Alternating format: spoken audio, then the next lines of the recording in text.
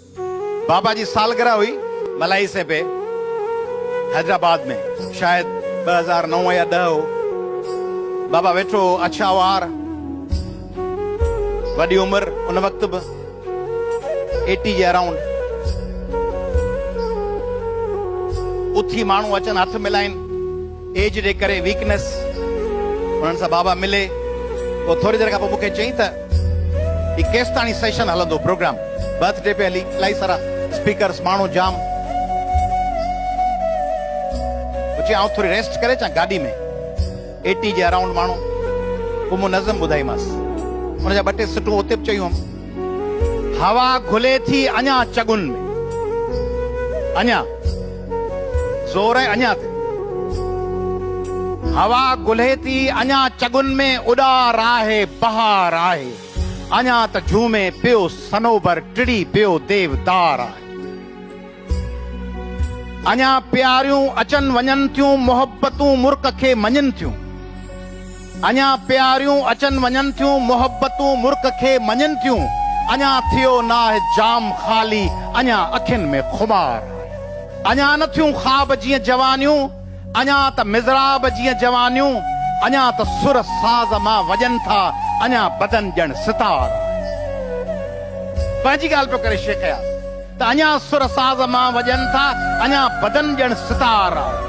हा पोड़ो न आया थियो, शेख यास पियो चए, अञा सुर साज़ मां, दिमाग़ मां, दिल मां, माण्हूअ जे सॼी मूवमेंट मां, माण्हूअ जे हौसले मां, अञा त सुर साज़ मां वॼनि था, अञा बदन ॼण सितार आहे। अञा गुलनि शबनमी प्यालियूं भरे पियूं था, अञा जियूं था। अञा गुलनि शबनमी प्यालियूं भरे पियूं था, अञा जियूं था। अञा जवानी वई न आहे, अञा त मय में खुमार आहे। अञा मोहब्बत मुई न आहे।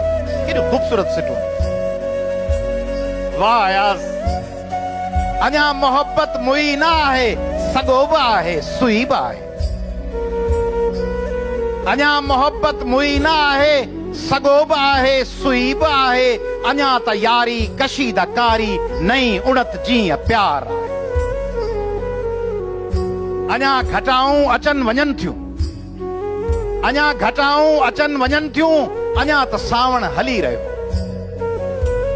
माण्हू पोड़ो हुजे, सॼी दुनिया चए चाचा, मामा, पोड़ा, बुज़ुर्ग आराम कयो, निंड कयो, चाचा खे डिस्टर्ब न कयो, सुम्हण ॾियोसि, चाचा जी ॻाल्हि पोइ था ॿुधूं, झूनो थी वियो आहे।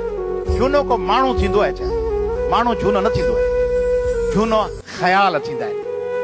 ख़याल पुराणा थी विया, माण्हू 15 सालनि जी उमिरि में पोड़ो थी वियो। ख़याल जवान आहिनि, माण्हू 100 सालनि जी उमिरि में जवान। अञा घटाऊं अचनि वञनि थियूं, अञा त सावण हली रहियो आहे। अञा त बूंदूं वसनि पयूं, दिल अॻे जीअं आबशार।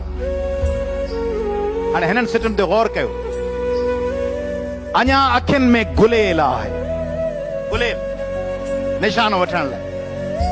अञा अखियुनि में गुलेल आहे, अञा हवा में पखी चुटे थी, अञा निशानो पई वठे।